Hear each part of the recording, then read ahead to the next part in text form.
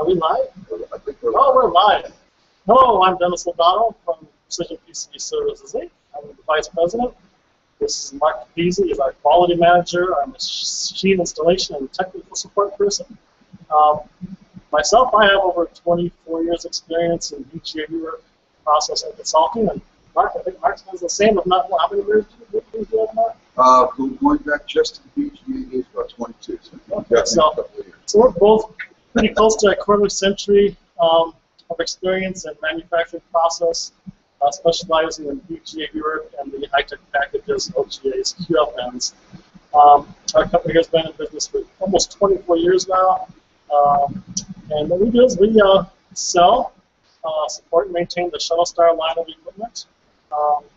Basically provide services, training, and consulting for BGA Rework and for manufacturing processes. We do a lot of defect analysis. But today I'd like to show you, this is the Shuttle Star SV5CC system. This is one of our new systems just arrived. And we're just going to do a demo to show you how we're going to install a BGA on a rather large board. These machines will do boards up to about 26 to 28 inches square, so they'll have large boards, up to 36 layers we've done on these, and they're pretty easy to use and very versatile machine. We're consistent of lower hot air, lower infrared heaters, and upper hot air. And this is a semi-auto. We do have fully auto machines. This is a semi-auto where we manually move the vision system around. It's a split vision system, so we can line up the BGA to the circuit board. And so I just want to give you guys a quick demo. Anybody coming on, you can ask questions live, or you can, if you see this video later after it's recorded, you can always type in questions, and we're happy to answer any questions that you may have. So right now we're doing an Altera FP BGA. This is about a 1400 wall count, and we're installing it on the circuit board. This is a new chip. We've already prepped the board, and so we're ready to go. I'm going to let Mark have at the controls, and then I'll show you a few things as we go along. Okay. So by way of staging, all we've done is we've just lined up and put the board on the machine, and we've just hand placed the part within the silkscreen, lining up pin 1 on the part to pin 1 on the board. It's very important that you make sure you've got the pin out right. And I'm verifying pin 1. So, since it's pretty close, I'm going to pull out the vision system. I'll give you a little shot of the vision system here. This is the chip. Can you zoom out a little bit? Sure. So I'll bring up the camera control. This machine has some pretty extensive zoom capabilities. Okay. This circle you can see is our pickup tube. And that's what we want to make sure is in the center of the part before we pick it up. On this particular placement, we're going to do a two-step. Because we have a deep set nozzle due to some population on the board, we're going to pick this part up and align it and place it without a nozzle. Once we're sure that we've done the placement correctly, phase 2 of this operation then will be to install the nozzle, and then we'll place the nozzle offset a bit so we can incorporate some of the population that's there for the best treatment. So right now, this is aligned enough. It's in good shape where I know the pickup tube is going to be pretty close to the center of the part. So I get the vision head out of the way, and then I'm going to push pickup. And there I go.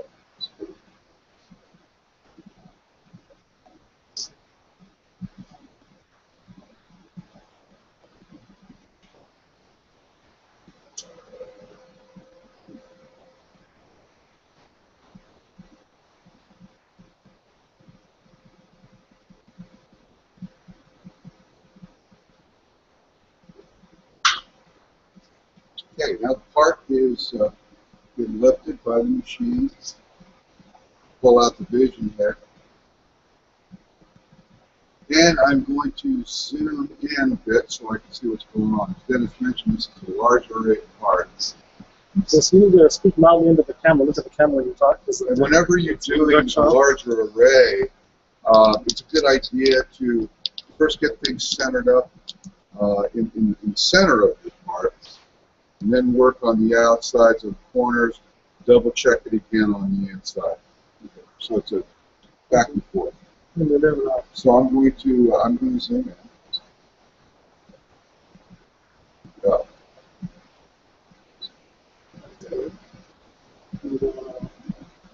Let me just you can go ahead and why don't you put this towards you, and then we'll just, after you get it focused, we'll put the camera back on the screen here. Okay. So first thing I'm going to do is I'm going to focus the board. I'm going to turn off the lights to the part. And I'm going to focus. I'm going to focus on the beach on the pads. So just it looks like the hand placement was done very good.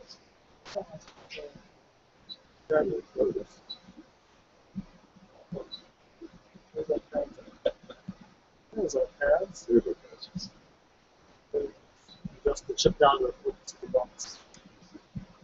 So now I've got the pads are in. Now I'm going to bring up to light on the balls, and I'm going to focus on it.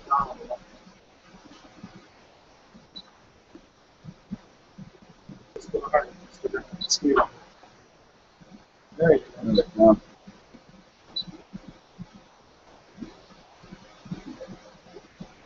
Beautiful. What's shown on the screen here? Again, the Shuttle Star SB550, this unit comes with a high-resolution monitor. It comes with a high-resolution screen. The camera we're using doesn't show this resolution as good as we're seeing here, but this right here is your solder ball. Up here is your solder pad. What we're going to do, we're going to use the micrometer adjust to center the balls on the pads.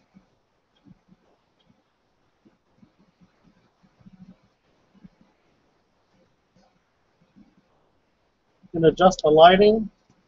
The pads are in a gold, and the solder balls are in a blue, so you can differentiate. So we're going to give the screen back to Mark here. Okay. So as I said, I'm going to concentrate in the center. And what I'm seeing is I'm getting the left side aligned and the right is out a little bit. So up here we have a theta adjust. We can rotate things until they come in where we want them.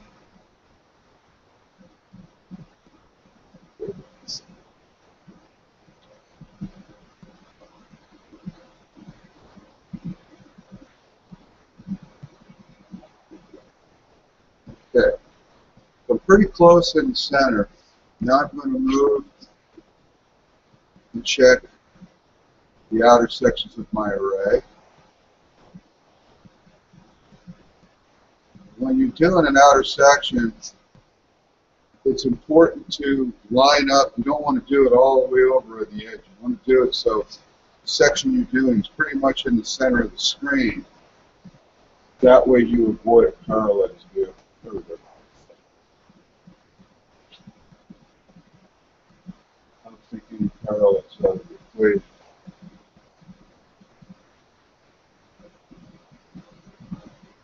Put it very close. I'll just put it back. Yeah. Just put it back. Yeah. It's too much. Theta up here is really low.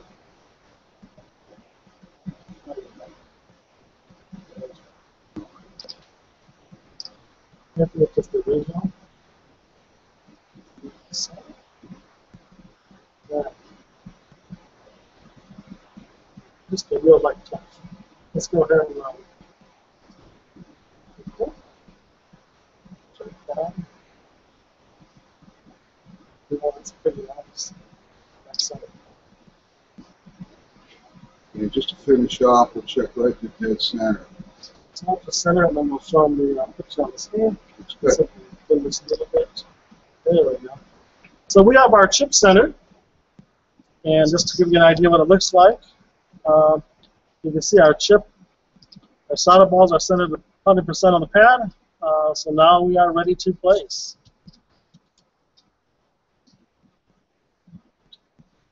So at this point, I'll again push the vision head out of the way. Sure it's safely out of the way.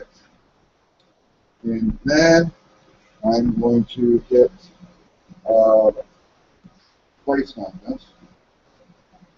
So, I think you can do this one. Oh, you know, we don't place it. We're going to manually place this. Put it on manual. So, yeah, just manually move it down. I'm going to put it on manual at this point. Yeah, Oh, sorry. I'm going to move this down. There we go. Set it. So we're going to set the chip down. Right now we're doing a manual placement. Beats. We go down until we hit the machine beat. Down, so we turn off our vacuum. And then we'll slowly go back up, make sure the chip doesn't move in any way. We have an external light here, so we can keep an eye on the chip, make sure there's no stickiness on it, that we're actually pick up the chip and drop it on the board, so we want to keep an eye on things. So now we're up in position, ready to put the nozzle on. This machine on the 560s, the nozzles are magnetic. Makes it nice. You can just snap that in place.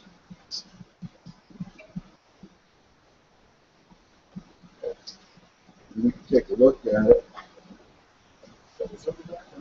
In that corner, make sure that the critical thing is this is going to be in the nozzle. So where's that little part? Yeah, it's pretty good. Let's zoom out a little bit. Just a little bit. Okay, that's good. That's perfect. So this is going to give us, just so we can double check our nozzle, make sure we're where we want to be. Are we inside that little shell? Do that. Good. Walk along that. Good there. Okay. So let's give a screenshot again. And you can see maybe you can't see it. Yeah. There's some population. This is our chip, and we're just making sure that it's within the nozzle. We're using a little bit larger nozzle on this board so we can get some good top heat. Basically, the blue is the nozzle, the gold is the chip, and we're ready to reflow. So before we reflow, you want to put that in. What I want to do is just check our rebound. Remember, our rebound should be 10 on this. Let's change our rebound to 10. What we're doing, we're just setting since we're doing a manual placement, we're setting the depth at what the machine will stop, since it's not doing an auto sense. And so we set this on the rebound area. And we're just going to set it for 10 millimeters, and then if we want to lower it more, we can lower it more manually once it's gone down.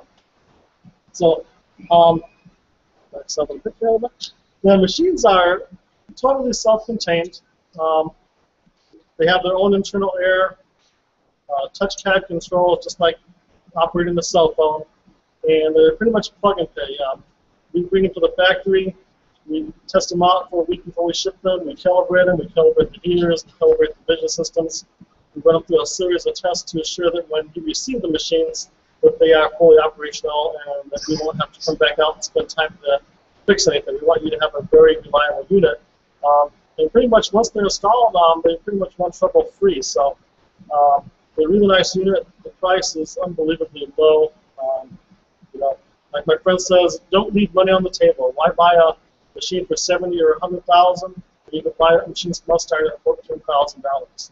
But without further ado, will you do the honors and press manual? I shall press. This is how easy it is to work. He's going to press the button. This is hard. I'm certified for this. Okay, there we go. There we go. We press the button. Process begins. So our machine's going down. It's stopping at the setting that we set it. And now we're just going to look this reflow. That's nice. That's 10. Yeah, that's perfect. Rebound is important. How high up your nozzle. This is our illustrious leader, Alana O'Donnell. She's the president, and she's just out there overseeing that we're doing everything correctly and according to her standards, her quality standards. It's important what you're doing the placement on the machine too. It's Dennis is careful to do. Make sure your rebound height is high enough, because the last thing you want once you've got the chip aligned is to have something come down and hit the board, like the nozzle or anything else. Then all bets are off. So now it's as exciting as watching paint dry. Yeah, we're going to watch the paint dry. And you can. You can watch it with our little sidelight too.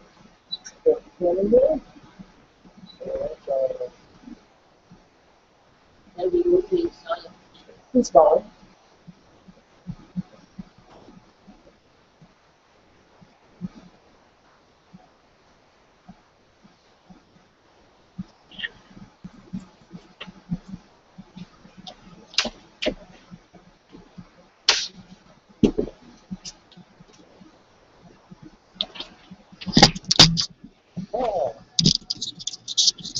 Basically, so what I'd like to show you here is, you know, we're reflowing. The board is quite level with a good profile. You don't have to worry about any warpage. You'll get a very good heat distribution. You can see our bottom infrared heaters doing that perimeter board preheat. These are really nice, strong heaters, and they'll heat up some really thick boards. You can see our control panel here, a little reflection of our lights, but you can see we're running our profile. Let's see, here's our profile.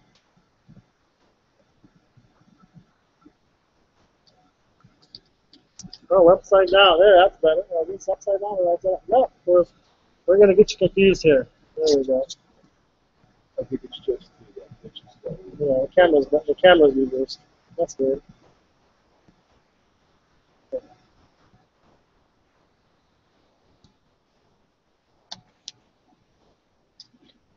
The machine also has side cooling fans here for cooling the boards down.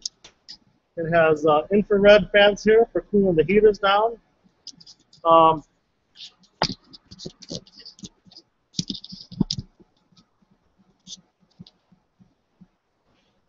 basically, these machines have top, bottom, side cooling for the board. They have side cooling for the infrared heaters. So what happens is your machine will cool down within 2 to 3 minutes to room temperature, so you can start your next profile at the exact same starting point, where we start at the same temperature. A lot of other machines on the market, you'll find out that their bottom heaters are so intense, so they're full of so much metal, they hold the heat. They don't have good cooling systems, and the machines will actually take 30 minutes or more to cool down. So if you're running a lot of boards and you want to keep the same type of profile and the same starting point, you'll have to wait 20 to 30 minutes between each board. On other machines, where our machine is about 3 minutes of waiting period. By the time you get your next board on and prep, the machine's ready to go. So it's an excellent cooling system.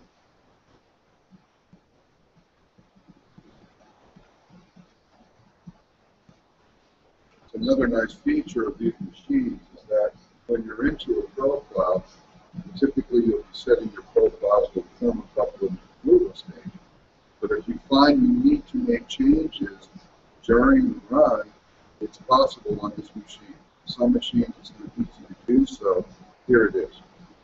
We have programmable up to 8 zones. Normally the lowest we use is 3 zones. This particular board we use in a 4 zone. And we're just getting into zone 3 here.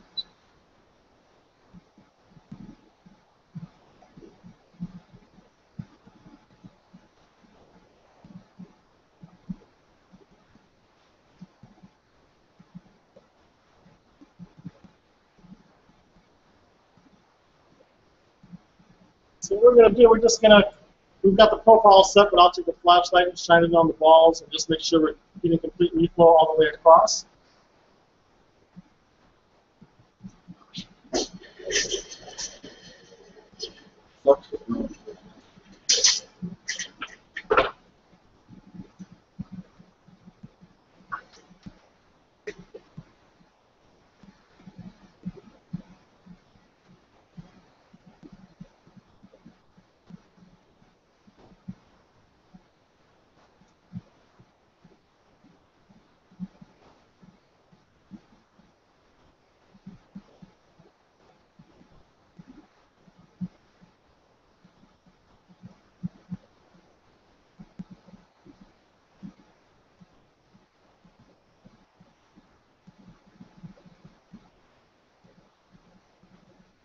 Okay, we're just getting we're in zone 4, so we're just going to zone 4. Looks like we're starting the reflow now.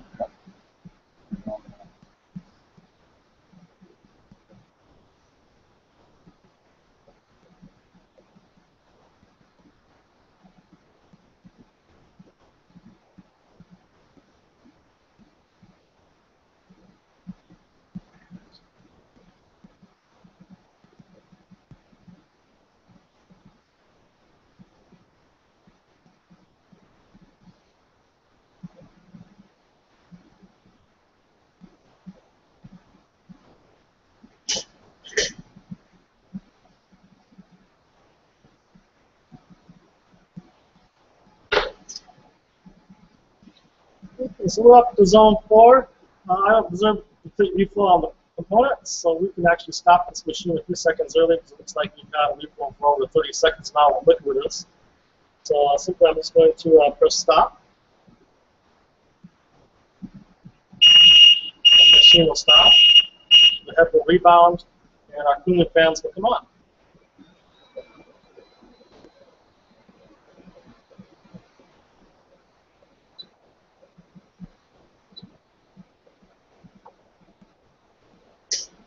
So there you have it.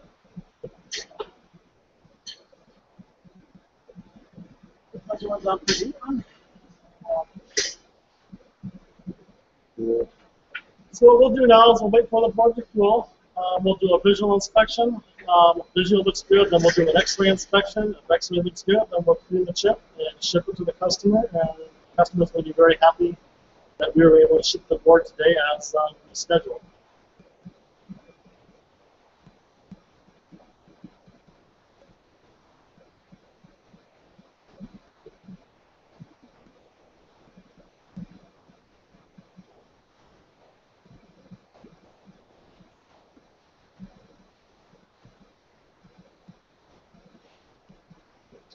Again, if you have any questions, feel free to type your questions into the text screen. I'll be happy to answer any questions you may have.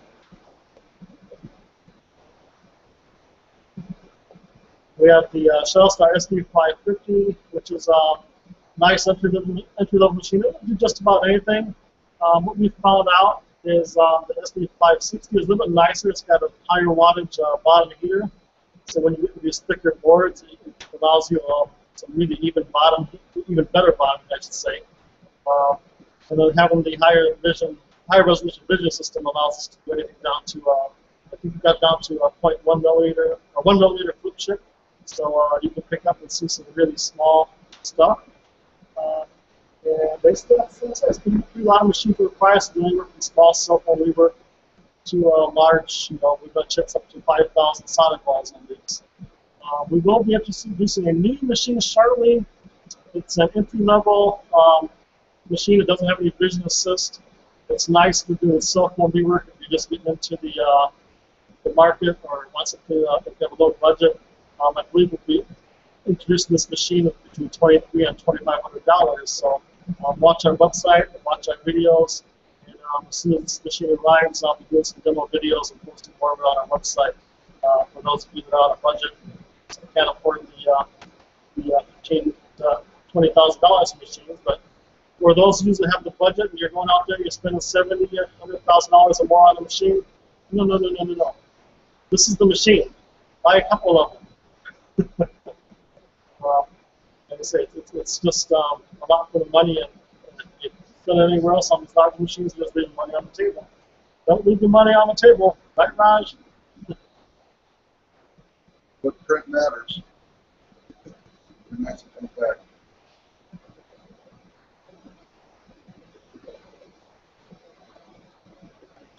We're just about cooled down here. We'll do another minute or so. It's touchable.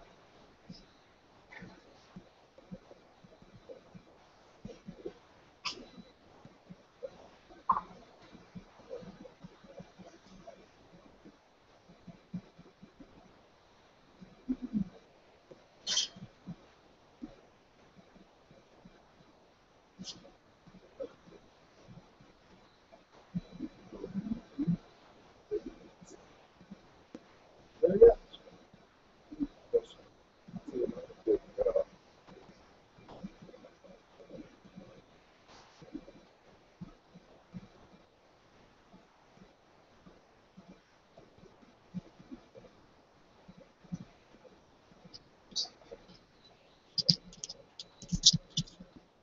There you can see Dennis.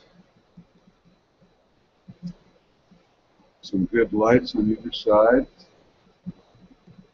And the BGA mirror. And he's doing a perimeter inspection on all four sides of the BGA. Make sure we have no obvious bridging or compression problems, at least on the outer array. But if you don't have an X-ray, this is absolutely a must, and it should be done anyway. If you happen to be running without an X-ray, this, or an ursoscope, or one of those little optical checkers with a filament, you have to do something. You have to have some kind of visual.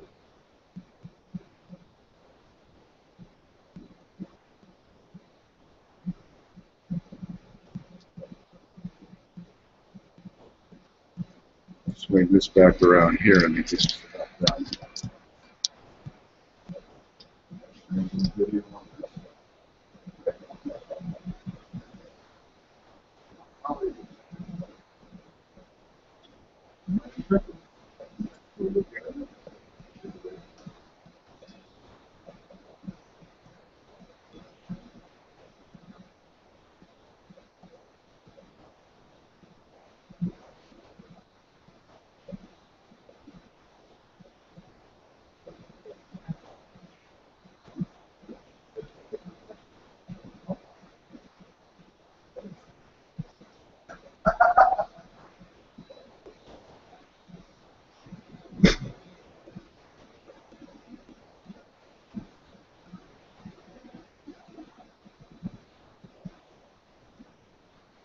Camera in a second, just let's set up.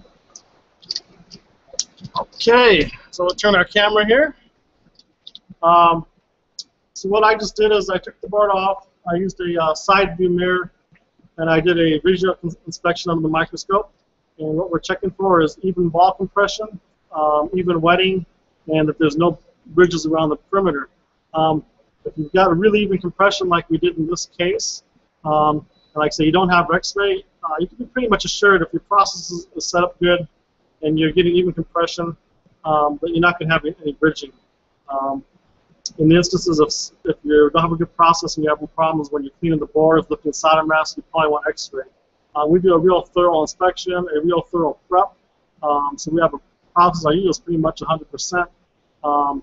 Even though when we're all done, if everything looks good, then we're going to go through X-ray. And you can see Marcus X-raying here right now on this machine. Really nice and even. If I throttle down into the gray, closer to the junctions, I'll be able to see if there's any excess voiding.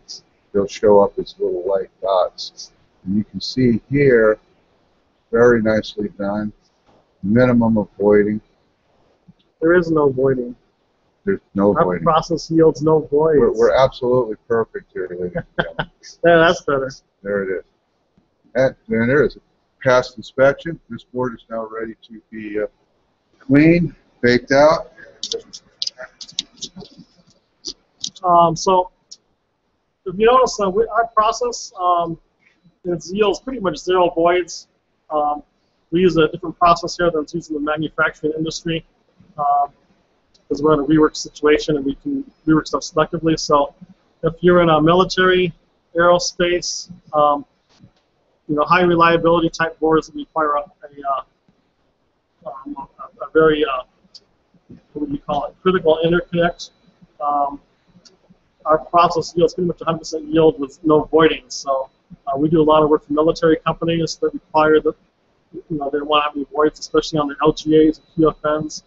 So we have developed internal processes that we use here specifically. We developed by Precision PCB. So we've been in business 23 years, and so we have a lot of internal processes that we have developed ourselves that actually will create the higher yield on the rework and less voiding on the rework. So feel free to contact me if you have any questions.